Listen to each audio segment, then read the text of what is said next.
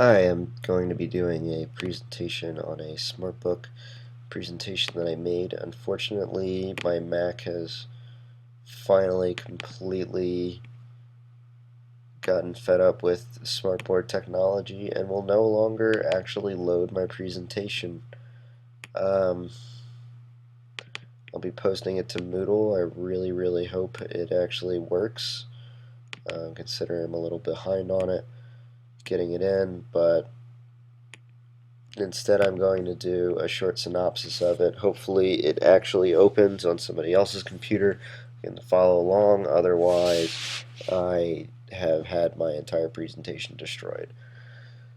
The topic for the presentation was the Iraq War.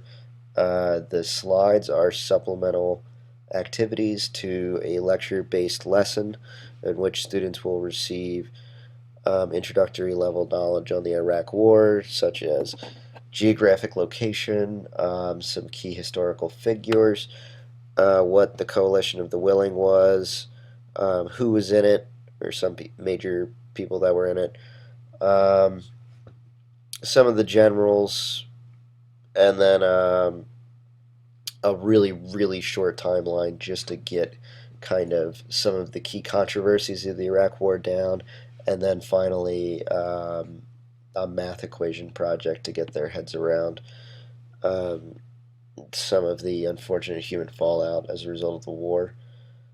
Um, so slide one is the introduction slide that has all my information and my slide synopses to guide teachers that would receive the lesson. Slide two is a map. I used just a picture of a map that I had gotten off the internet that's blank. It has, and then I've added in names to be moved around the map, so students will go up and move names of the countries in the Middle East to their designated countries. If the country was too small to actually fit a name, I had made a box pointing to the country for them to put the name in. When they finished, slide 3 will actually be a complete key with the map complete, so students can see how well they do and if they messed up or not. But it's not actually programmed in. I couldn't, for the life of me, find any type of exercise that actually dealt with the Middle East. So I just made my own and did the best I could. Slide 4 is the whirlpool with the two whirlpools where you have to sort answers into groups. And this one is the Coalition of the Willing. The first group is countries in the Coalition of the Willing, and the second group is simply countries that are not. So the students would have to actually know who participated, not necessarily what way, because this is really basic information that they'll be using, but they'll need to be able to know that the United Kingdom and America and Australia participated in the Iraq War. Some of the other countries are a little more, a little less known, but they still either said they were supporting or sent aid. But um, so the students will sort through those. Slide 5 is a matching quiz, so there'll be key terms. This includes names and groups, mostly groups, so this will actually contain things like um, the Republican Guard, uh, stuff about Saddam's secret police, the CPA, which is the coalition group that dealt with civilian policy, and then some people like Saddam Hussein and President Bush that are big ones, giving them a little description of what their role was. Slide 6 is a timeline. There are only 4 dates on this. This timeline is mostly to get across that the actual invasion, like the physical war that was meant to overthrow Saddam, only took a month or two. It was a very short time. So the first 3 dates are when the war started, when Baghdad fell, and when President Bush gave the mission accomplished speech on the carrier Abraham Lincoln. And then the final date is almost 10 years later in 2011 when the ground operations end in Iraq officially.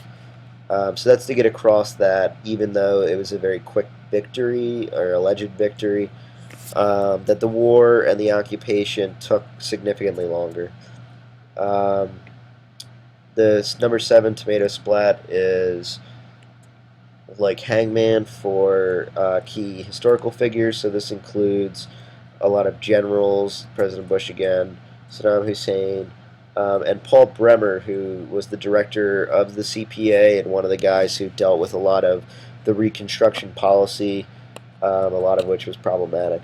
So this will be supplemental to learning who these people were, so that they can try to practice remembering their names.